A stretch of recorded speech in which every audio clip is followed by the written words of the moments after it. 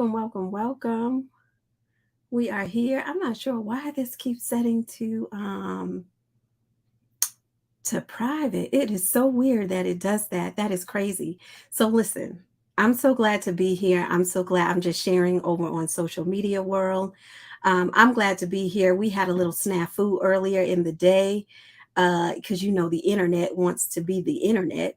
And so it wants to kind of just do its own thing. And so, I had to change the time and come back to teach the peoples. All right. Amen, somebody. Amen, somebody. And so we are back. We are live. If you are new to me, I am glad you are here. I am glad you are here. My name is Ayana Henderson. I am, they changed the way that this looks. So I am Ayana Henderson. I am the generational change agent. And it is my mission to help you accelerate your healing so that you can live a life that you're proud of, and therefore help your children do the same. And so this week we've kicked off, or this month rather, we kicked off a new series called The Fruit of Soul Care, right? For Soul Care September. And last week I talked about what is soul care and the difference between that and self care.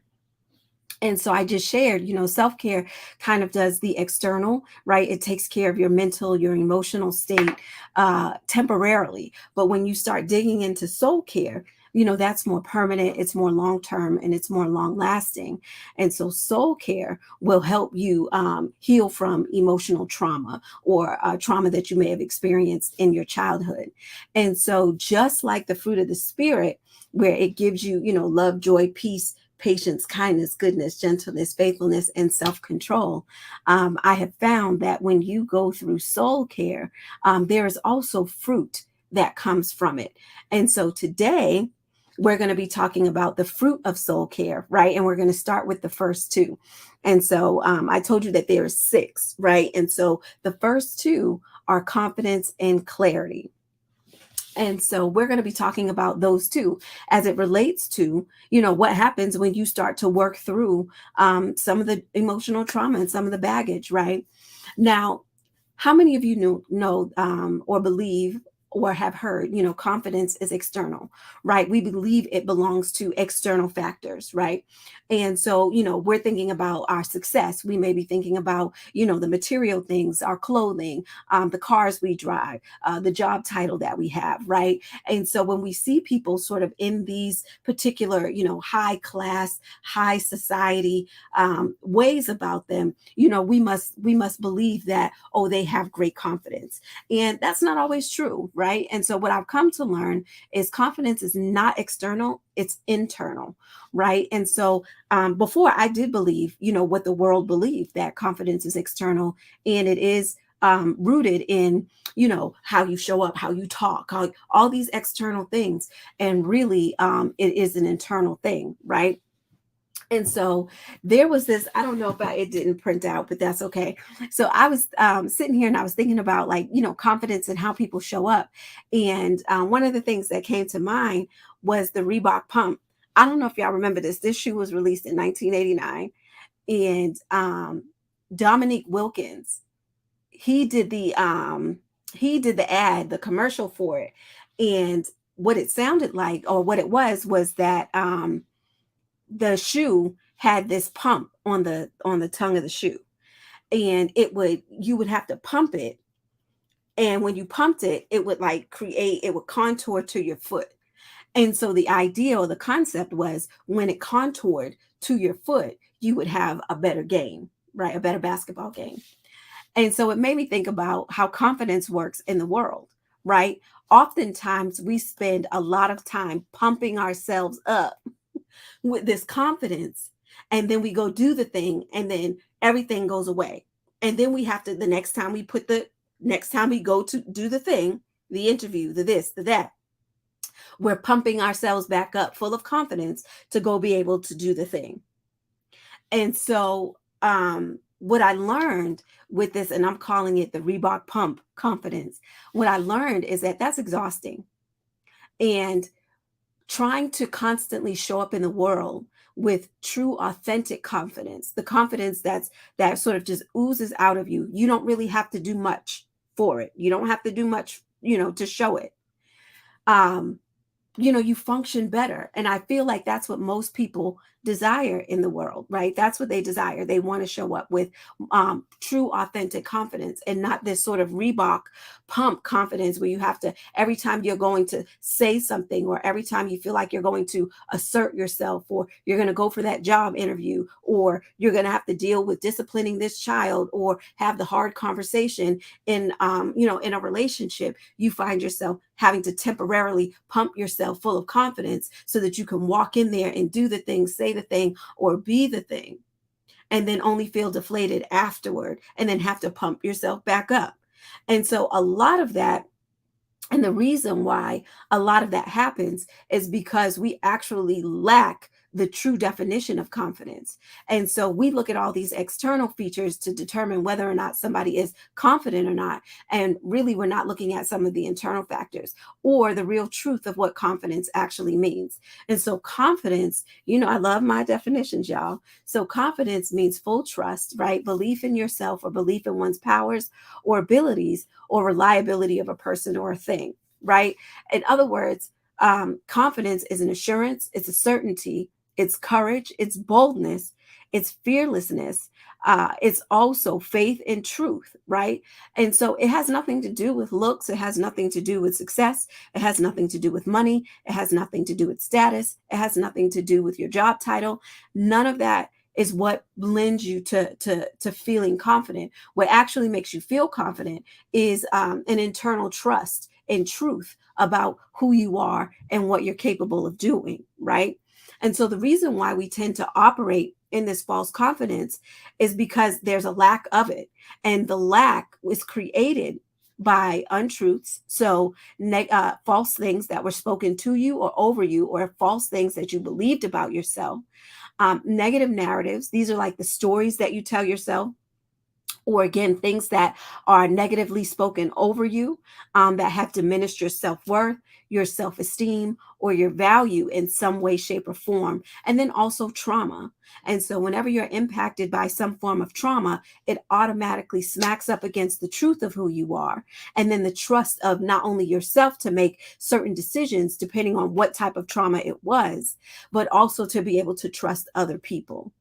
And so when you're lacking confidence, right, you increase in other areas. And that increase is in a negative way. And so when you're lacking the truth of who you are, when you're lacking the trust in yourself and in others, you increase in areas like doubt, or mindsets, really, like doubt, where you're constantly second guessing yourself, distrust. You don't trust people easily. Fear. You start becoming way more fearful. You hesitate, or you procrastinate, right? Or you're just very apprehensive about doing anything, really. And that's because there is a lack of truth and trust in who you are. And that is because there was an untruth, a negative narrative, or some trauma that impacted it. So I want to talk to you about two areas around confidence, that we don't actually sort of pull out and extract. And those two things are truth and trust. Those are part of the definitions of confidence. And so part of the reason why we may lack in this area is because we're lacking in truth of who we are and what we know we're capable of doing and being and becoming. And two, our trust has been damaged in some way. At some point, you have experienced some sort of trauma that has knocked up against your trust, that's caused you to feel betrayed, that's caused you to feel rejected, that's caused you to feel some sort of shame, or some sort of guilt. And so because this has knocked up against that, it's now made it hard for you to, one, not only trust your decisions, but two, trust other people with your personhood. And so that knocks up automatically against your confidence, right? And so part of the reason we think it's, oh, I don't have this credential. We think it's, oh, I don't have this certain education. I don't have this certain skill set. And really what it is you're dealing with rejection. You're dealing with an emotional wound of abandonment, or violation, or domination. That's really what's actually happening. We think it's just a lack of trust. We think it's a lack of self-worth. We think it's a lack of seeing the value within within ourselves. But the reality is that you were actually wounded at some point in time, and that impacted the truth of who you thought you were and the trust of yourself, of your decisions, of your beliefs, and then also that with other people, right? And so when we look at the word confidence, the root word is confide. And confide means to impart trustfully, or to have full trust, or to have faith. And so when we're lacking in the confidence, right, because we have a wounded soul, because and we all do at some point. At some point, we were all wounded to a point where it damaged who we how the way that we saw ourselves. And so what happened is that trust wasn't full. There wasn't, you couldn't have faith in that person or in yourself because of a potential outcome, right? And so when you're looking at just trust in and of itself, right, that's the reliance on the integrity, the strength, the ability, or the surety of a person.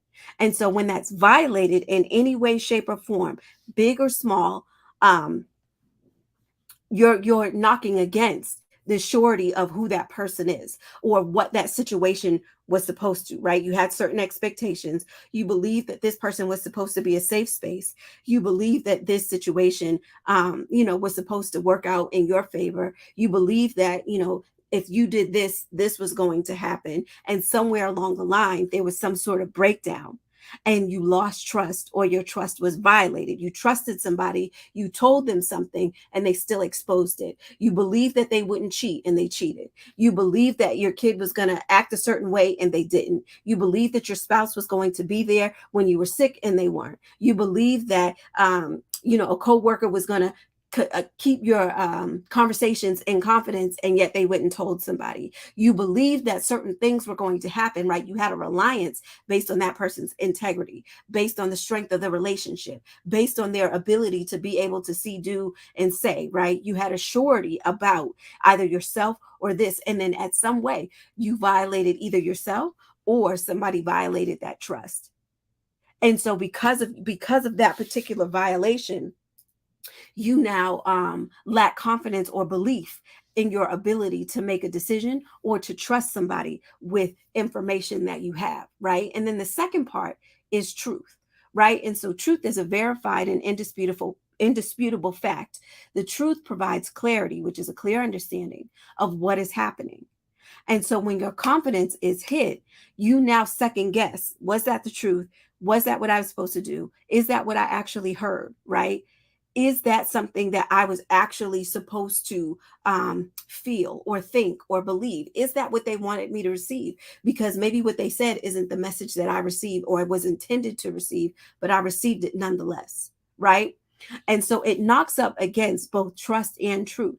And that is how your confidence gets impacted based on your wounded soul, right? So we're talking about soul care, right? And how that actually can help, and why confidence is a real fruit of soul care, right? So when you have confidence, true confidence, like not the Reebok pump confidence that you got to pump every single time you're about to say something, right? You got to work up the nerve, you got to work up the courage, you got to work up the strength, you got to work up the ability to actually do, and say a thing.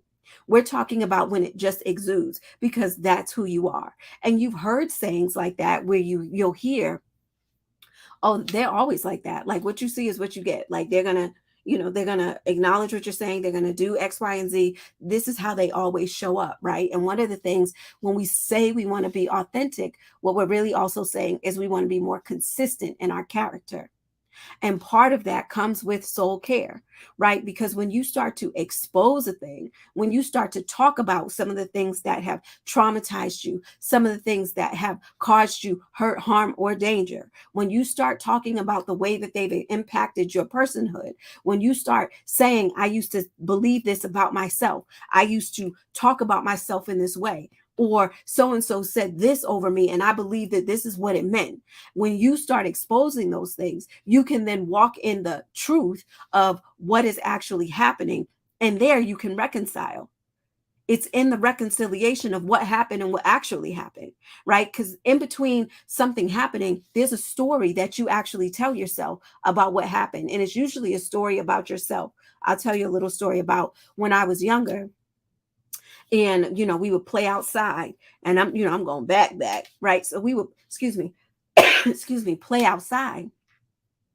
And it was a group of girls of us, maybe about 7 or 8 girls that lived on the street. And the weekend would come and we would, ride bikes and do all the things, right? That you would do outside, play with the water hose, jump rope, do the little chalk on the sidewalk, hopscotch, play tag, all those things. Excuse me. Sorry. Excuse me, I'm getting over a cold. I'm gonna grab a cough drop. The devil tried real hard today to not get this message out. Ain't that something? When he tried real hard, like the internet went out. I tried to go live again on my phone and couldn't quite get it out. And now here we come again. You see? But anyways, we would play outside and we would do jump rope and all that stuff. And so one day we were riding our bikes and we were taking a break. And so I decided to go put my bike up in my yard. And so I went and I put the bike up in my yard.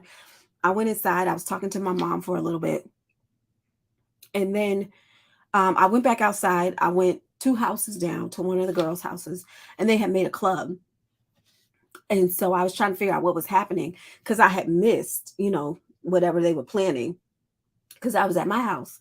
And so they were like, oh, you're not in it because you weren't here. So we didn't put you in it. So you can't be in our club. So I just kind of stood there for a minute and I just looked. And then they kind of all turned their backs to me. So I went home and I was all upset. And I felt rejected. Right. That was one of my first points or earliest points in my life where I could remember feeling rejected. And I told myself, nobody likes me. Nobody's ever going to like me. And so that's when probably the people pleasing kicked in, trying to do all things so I could be a part of the club the next time. Right. And so when I'm telling you that, you have to reconcile the truth of what happened and the truth of what actually happened. Right. What happened was they formed a club. And they did it without me because I wasn't there. I went to put my bike away. But the truth of that wasn't that nobody liked me. That was the story I told myself. The truth was I went and I put my bike away and they probably thought I wasn't coming back outside. And so girls being girls, especially when you're like, 6, 7, 8, 9, you make your little club and that's it. Can't nobody come in because that's it. But when you're that age, you can't quite reconcile that. But as you get older, you can look back on the truth of what was actually happening and say, it wasn't that nobody liked me. My mom liked me, my brother liked me, my dad liked me, my cousins and all them, they liked me. And then I had friends at school that liked me. So that clearly wasn't the truth, right? And then I had went to put my bike away. So to them, it probably looked like I was going home. I was done playing for the day. And then I had went inside for a little bit. So, it was, a good 20 minutes before I came back outside when they had all stayed outside. So, I wasn't a part of the club.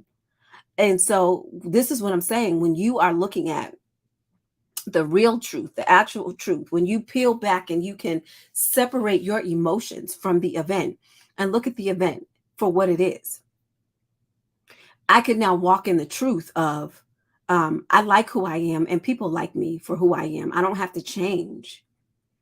And so for years, if you're walking around with this belief that you have to change in order for people to like you because you were rejected, you weren't let into the cool girls club when you were 7, you're likely walking around in your adulthood still trying to get into the cool girls club. And you're doing it by pumping up your confidence so that you can perform and put on so that you could be a part of. But when you take an opportunity to work in soul care and to do the work of soul care, you stand in the truth of who you are. And you trust that I'm likable. I know I'm likable. I can get out in any crowd and I can, drum up a conversation, and I can be easy to talk to. And that's what made me good at it, being a human resources professional, because I created that atmosphere and that environment. My office usually looked just like, my background does, my office here. And so it was always very warm and very welcoming because that's just who I am, right? And so I could stand in the truth of that, but I can also trust me to show up consistently this way and know that I'm not performing because I like me. That was the truth. I like me. So even if nobody else like me, I like me. God like me, you know? And there are people out there who do like me. So what I'm saying is when you're walking in the truth after doing some soul care work, you are able to really stand on the fruit of confidence. And because you're able to stand on the confidence, you can walk in clarity of who you are. Like now you're not operating in this space of people pleasing. You're not operating in this space of other people telling you who you are and what you're capable of and what you can do and what you can't do and what you can say and what you can't say and what you think and what you can't think and what you feel and what you can't feel. You know it. You know it. You believe it to be true because it's who you are.